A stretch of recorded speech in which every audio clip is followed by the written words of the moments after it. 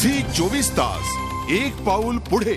शासनाच्या चुकीच्या धोरणांमुळे आणि व्यापाऱ्यांच्या नफेखोरीमुळे हमीभावापेक्षा कमी दरात शेतमालाची शेतकऱ्यांना विक्री करावी लागते। ऐन सणासुदीतही शेतकऱ्यांची गळचेपी सुरूच असल्याने सरकारच्या विरोधात शेतकरी आक्रोश करतोय। आपला जिल्हा आपली बातमीमध्ये आजपासून आम्ही शेतकऱ्यांची ऐन दिवाळीत बाजारपेठेत कशी गळचेपी केली जाते याचा आढावा घेणार आहोत। पाहूया या संदर्भातली यवतमाळमधून बातमी।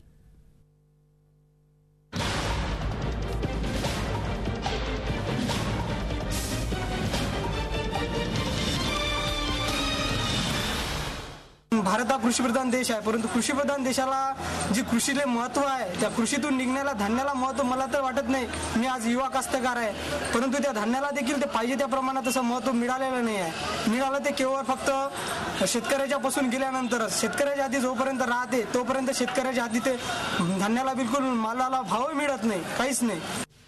वेगवेगळ्या पिकांच्या दरासंदर्भात राज्यातील सर्वच शेतकऱ्यांची जवळपास हीच अवस्था आहे। सगळ्या गोष्टींचे दर वाढतात, मात्र शेतकऱ्यांच्या मालाचे दर कधीच वाढत नाहीत। सरकारनं नेहमीच शेतकऱ्यांच्या माथी दारिद्र्य लादल्यानं आज राज्यातील शेतकऱ्यांमध्ये उदासीनता दिसून येते।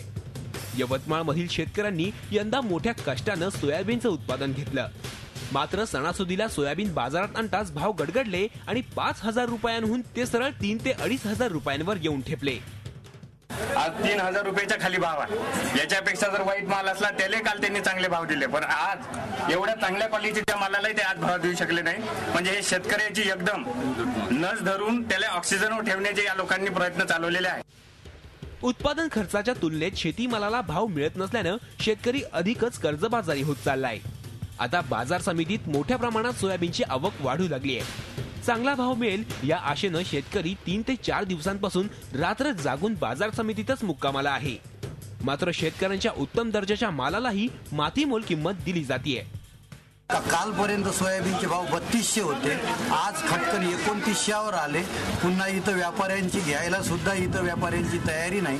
आम्ही 2-2 दिवसापासून या ठिकाणी मुक्कामी आहे। तर हे याच्यामध्ये मार्केट कमिटीचा दोष आहे का व्यापाऱ्यांचा दोष आहे का सरकारचा दोष आहे, याचा न्याय आम्हाला शेतकऱ्याला मिळाला पाहिजे अशी आमची तुमच्या चॅनलकडून अपेक्षा आहे। यासाठी सर्वस्वी व्यापारी आणि दलाल यांचं संगनमत आहे। याच्यासाठी शासनाने काहीतरी असं भरीव कार्य करावे। शासनाने एक सदस्य नेमावा आणि सोयाबीनला ग्रेडनुसार भाव ठरवावा।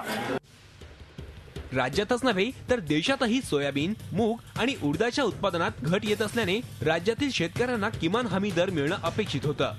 मात्र बाजारात माल येण्याआधी शेतमालाचे दर उच्चांकी ठेवायचे आणि एकदा का माल बाजारात आला की ते खाली पाडायचे अशी जुनी खेळी आजही व्यापारी खेळतायत। शेतकऱ्यांची ही चेष्टा पिढ्यानपिढ्या चालू आहे।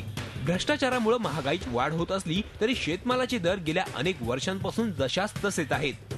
निवडून दिलेले लोकप्रतिनिधी मात्र शेतकऱ्यांच्या भावनेचे भांडवल करून राहतील। त्यामुळे जोपर्यंत शेतकरी मूठ एकवटून सरकारला आव्हान करत नाहीत तोपर्यंत शेतकऱ्यांवर अन्याय होतच राहणार असंच दिसतंय। झी 24 ताससाठी श्रीकांत राऊत, यवतमाळ। झी 24 तास एक पाऊल पुढे।